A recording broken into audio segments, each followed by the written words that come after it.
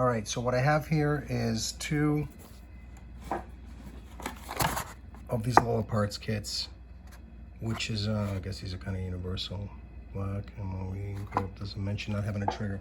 So these are the kits without a trigger because I had previously bought some trigger kits, and a couple of pleasant surprises here that I wanted to go over.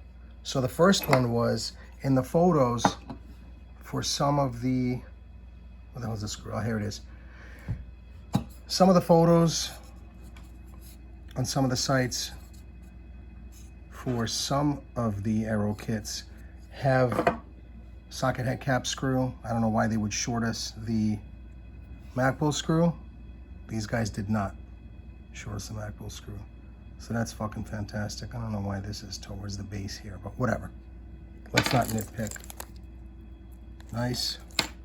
And this was 50 bucks with tax, with shipping, which is not too bad. I think I was 30 for mil-spec retail. They don't charge sales tax. So it's like I'm 80 bucks in, which is what I would pay locally for one of these kits anyway. So, next. And this really was such a surprise. Let me just give you a little background, okay?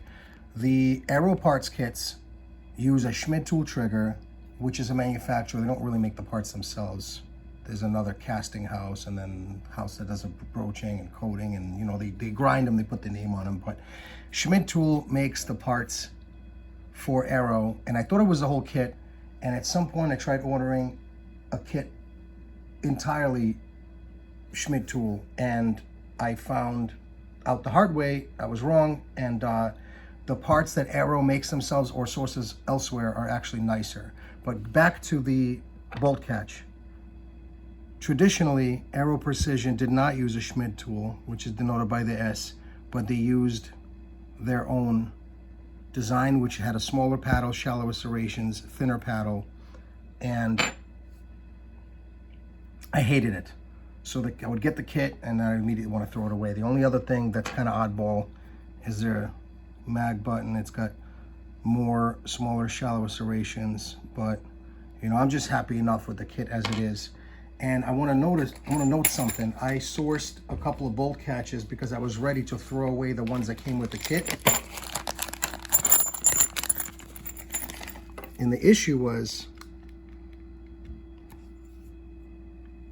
these things were black. I mean, like really black. And I talked to Schmidt Tool, like that's all we got, that's how they are.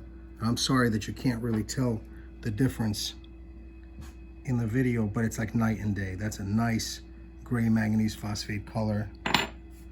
So that was surprise number 2. Then I guess Schmidt was having some issues with colors. So from this other vendor, it's the best I could get. It's not a bad color, but it's, you know, it's, guy said this is the lightest one he could find. Boy, this thing with the light is terrible. And I was almost bracing myself for a black selector from Schmidt. I suppose it's a little darker, but boy, you know what? Lucy, be quiet. Boy, this video's all over the fucking place. So, select is fine. Fucking everything's fine on these. The thing I hated the most about Schmidt Tool was they did not, I don't want to call it staking, whatever the hell it is that they do, they mushroom this head over. And Schmidt Tool doesn't do that. So wherever the hell this is from, these are great. And you guys are gonna think I'm a cornball for this, but I think, and I do believe they make these on their own on a Smith, on a, what do you call it, Swiss screw machine. And again, the lighting. Boy, this is like, it's a fucking terrible video.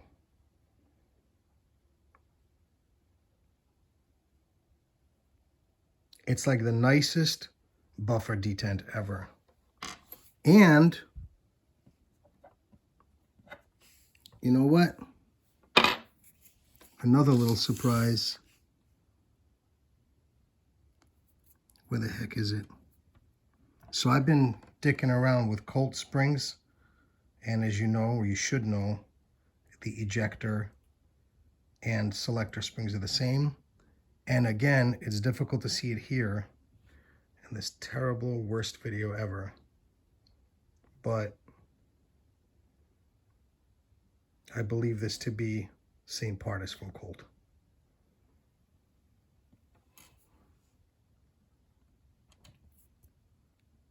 Yeah, look at that.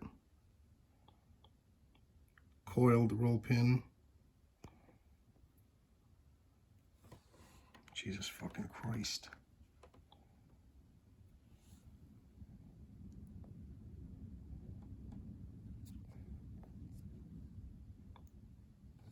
For the bolt catch.